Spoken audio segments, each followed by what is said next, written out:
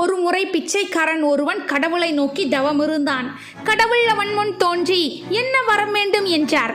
பிரச்சனைகள் அனைத்தும் தீர 1,00,000 தர வேண்டினான். கொடுக்கிறேன் என்று கூறியவர் அதற்கு பதிலாக எதையேனும் திருப்பி தர வேண்டும் என்றார். கொடுப்பதற்கு எதுவுமே இல்லை என்பதால் தான் உங்களிடம் வந்திருக்கிறேன் என்றான் பிச்சைக்காரன். இருப்பதையே கேட்கிறேன் என்றவர் கண்களை கொடுத்து விடுமாறு கேட்டார். அவனோ வாழ்க்கையே இருண்டு போய்விடுமே என்றான்.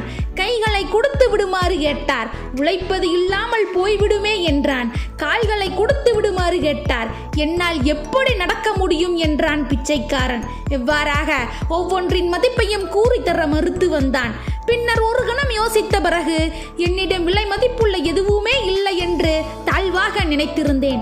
என்னிடம் இத்தனை அற்புதமானவைகள் இருப்பதை வியந்து தெளியவத்தமைக்கு இறைவா உனக்கு நன்றி என்று கூறி விடைபெற்று சென்றான் பிச்சைக்காரன்.